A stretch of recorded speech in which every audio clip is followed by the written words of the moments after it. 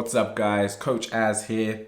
Today's question is, how do I get past my fear of sparring? And this comes from one of our members who has asked me, or has told me that when it comes to sparring, they are filled with fear. And they don't even really know why they're afraid of sparring, but they know that when it comes to it, that everything they know, everything they've practiced in terms of technique, and they know all the stuff, but none of it comes through from their hands and their feet, and they find themselves just basically standing there and getting punched and kicked in the face. So the first thing to understand is that you have one of two or possibly both fears when it comes to sparring. Fear number one is fear of physical injury. So you are afraid that you're going to get punched in the face and it's going to hurt. You're afraid that something might get broken. You're afraid that you're going to sustain some form of an injury. So that puts you in a very protective frame of mind and therefore not very much of an attacking frame of mind. You're very unlikely to do an awful lot in terms of throw a punch or throw a kick because you don't really want to physically engage because you're afraid of the risk of physical injury. The other fear that you possibly have is a fear of a damage to your ego. And I don't mean this as in, you think you're all tough and now someone's going to show you that you're not as tough as you think. I simply mean it from the point of view as you might get slightly embarrassed. You might have someone, let's say, kick you in the face or sweep you to the floor. You might get hit by someone who's younger than you or a lot older than you. Maybe you're a guy and you spar against a girl and a girl beats you up. And it's like a mental beating that you're afraid of. So again, you just figure, well, if I just don't engage, if I don't get involved, then there's very little risk of that bruising of the ego. So let's address the physical one first.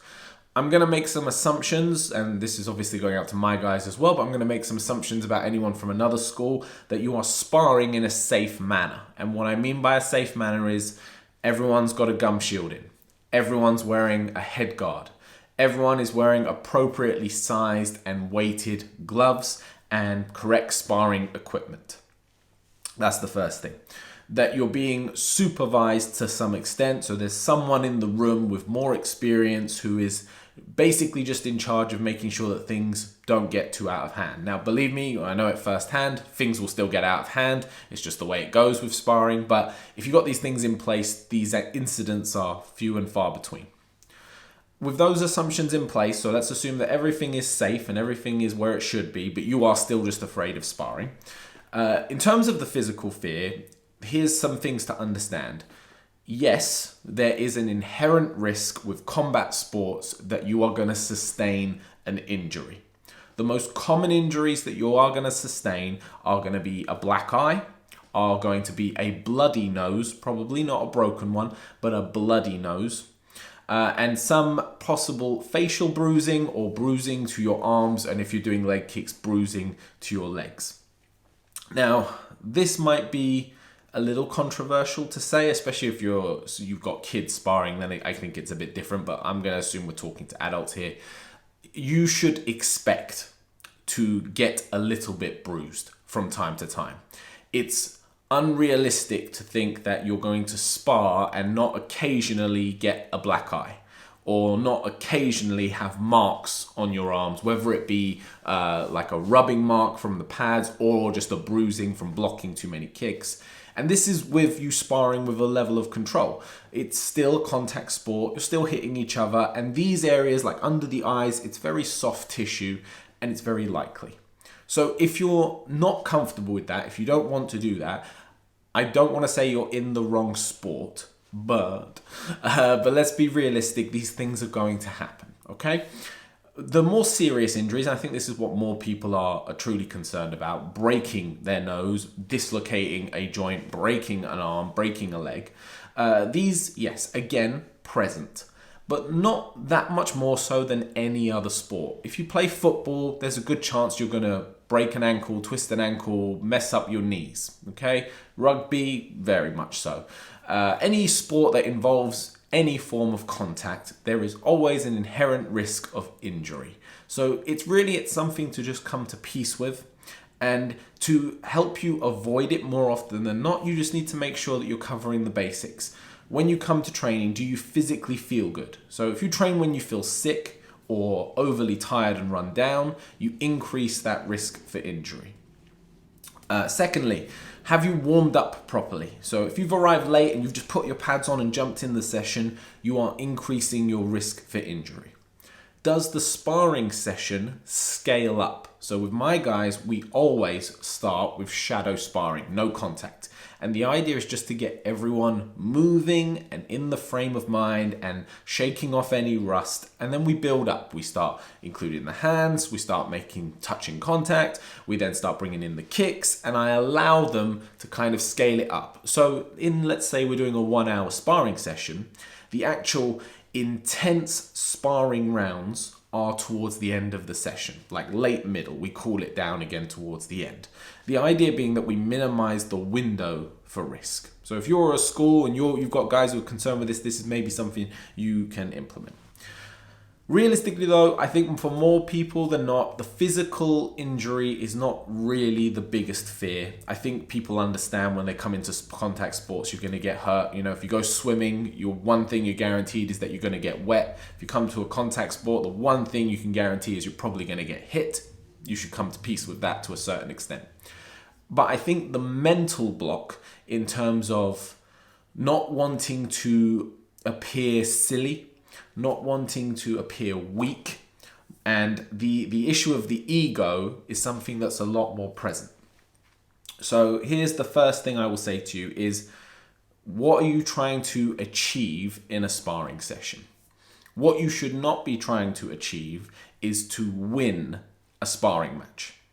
So what I mean by that is, if your only goal is, regardless of level and regardless of who you're sparring, is to get the better of your opponent for the entirety of the session, you are probably going to lose more often than not.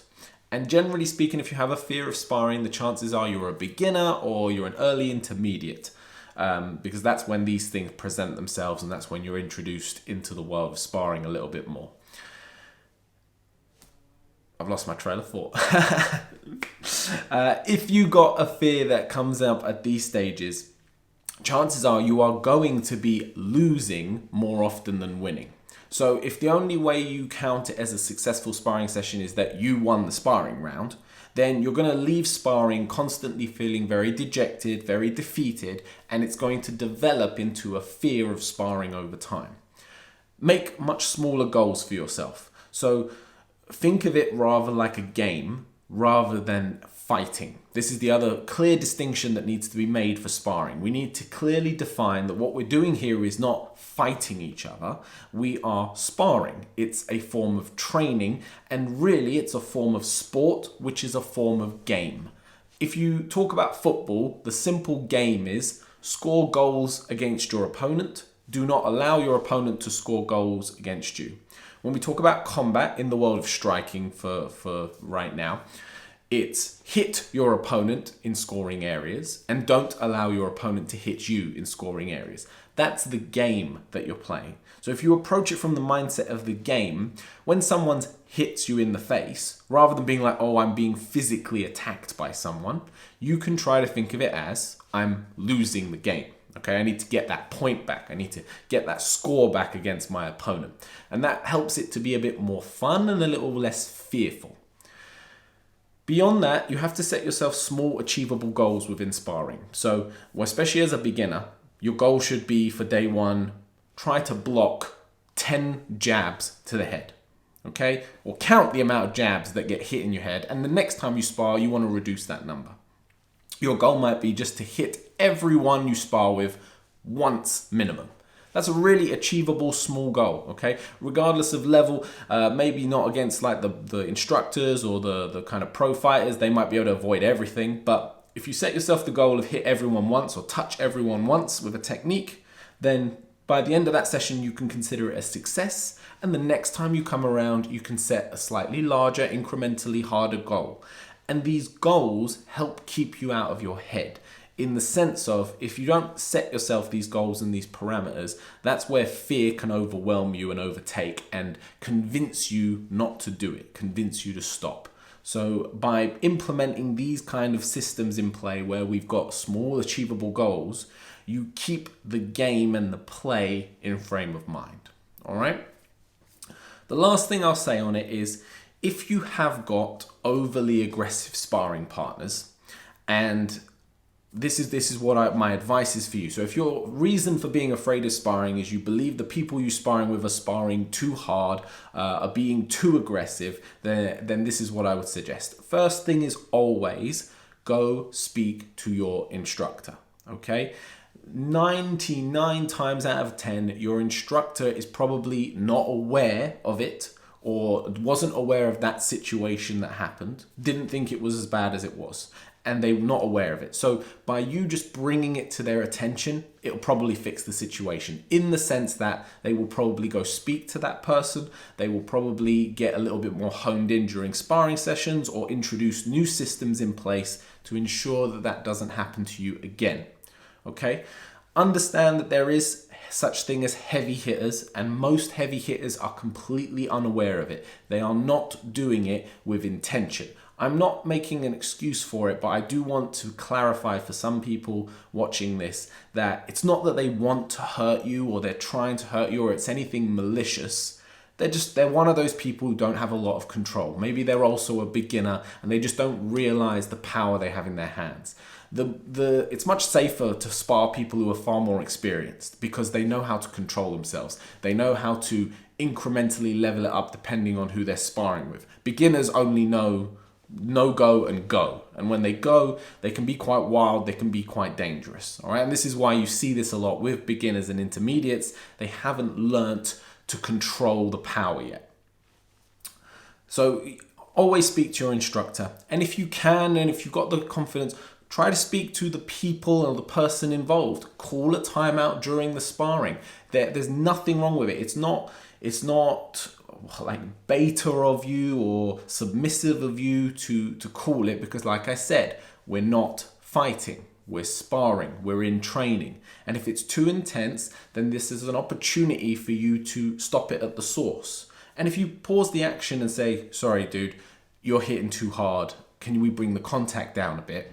What you've actually done is you've provided a point of calibration for that person, and you're helping them develop control, because they're going to feel, oh, I didn't realize, sorry, touch gloves, carry on, and they're going to take it down a notch. Now, if you don't say anything after that, they're going to assume they've found a point where you can spar safely. Now, that's just something that you should be trying to implement in sparring, because it should be a community effort. There's nothing wrong with talking to your sparring partners, because this is how you develop a community and you develop trust amongst each other. Of course, there is a time to go. There's a time to push, there's a time to spar hard, there's a time to spar strong, but it's all about developing trust with your training partners so that you know when it's going to happen and you feel prepared to deal with it and you're at the right level to commence with it. So I hope that helps. Set yourself small goals, be open and communicative with your training partners and your coaches. Understand that physical injury is part of it, but if everything's being done properly in terms of equipment and safety protocols, it really is very minimal and comparable to other sports. Try to enjoy sparring for what it is, which is part of a sport and part of a game, and don't consider it as life or death fighting, which is not what it should be and not what it is, certainly with our club anyway. Guys, I hope that's been helpful. If you want to ask us a question, stick it in the comments below or DM us via Instagram, and I will see you on the next one.